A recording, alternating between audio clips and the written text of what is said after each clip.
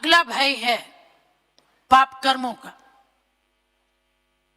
दादी गुलजार से ही एक बार पूछा गया था कि क्या ऊपर में धर्मराज की सजाएं होती हैं, क्या जैसे यहाँ बताते हैं भाई तेल की कढ़ाई में डालेंगे, ऐसे ऐसे कुछ होता है।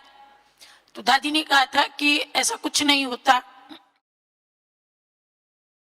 हाँ, व्यक्ति के पाप कर्म अंतिम समय में यमदूत की तरह से उसको अपने चारों ओर घूमते नजर आते हैं, उसको अपने पाप याद आते हैं, पश्चाताप होता है, आत्मग्लानि होती है, ऐसे लगता है काली छाया मेरे चारों ओर मंडरा रही है, और वो उन पाप कर्मों की काली छाया से भयभीत होता है।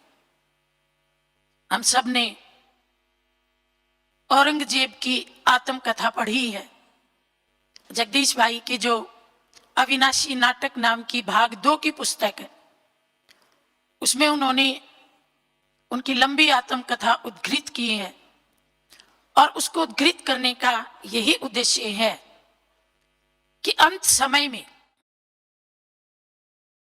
उनके जो जीवन भर के हिंसा के काम थे, जबरदस्ती धर्म परिवर्तन के काम थे, अपने भाइयों की उन्होंने जो हत्या की थी, पिता को जेल में डाला था, वो खुद भी इन बातों को लिख रही हैं अपनी आत्मकथा में।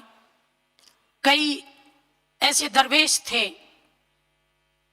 जिन्हें हम सन्यासी कहते हैं, उनको वो दरवेश बोलते हैं, उनकी भी हत्या करवाई थी। तो वो अंत समय में लिखते हैं कि मैं बहुत दुखी हूं, मुझे बहुत भय है, अल्लाह पता नहीं मुझे कितनी सजा देगा, मेरे पाप कर्म मुझे याद आ रही हैं, मैं तड़फ रहा हूं। तो इस प्रकार की बातें वो लिख रही हैं। जीवन भर में हमने जो किया, जवानी के नशे में किया, धन के नशे में किया, पद के नशे में किया, वो हमारे कुकर्म अंत समय में इसी प्रकार की स्मृतियों में आते हैं और हमें डराते हैं, और हम कुछ नहीं कर पाते, क्योंकि तब समय हमारे हाथ से निकल जाता है।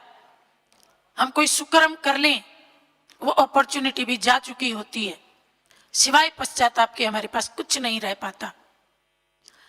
तो हम इस प्रकार की आत्मकथाओं से ये प्रेरणा लेते हैं कि हमसे कभी भी, कहीं भी, किसी भी परिस्थिति में कोई विक्रम ना हो, नहीं तो वो विक्रम ही भूत बनके, काली छाया बनके अंत काल में हमें डराएगा।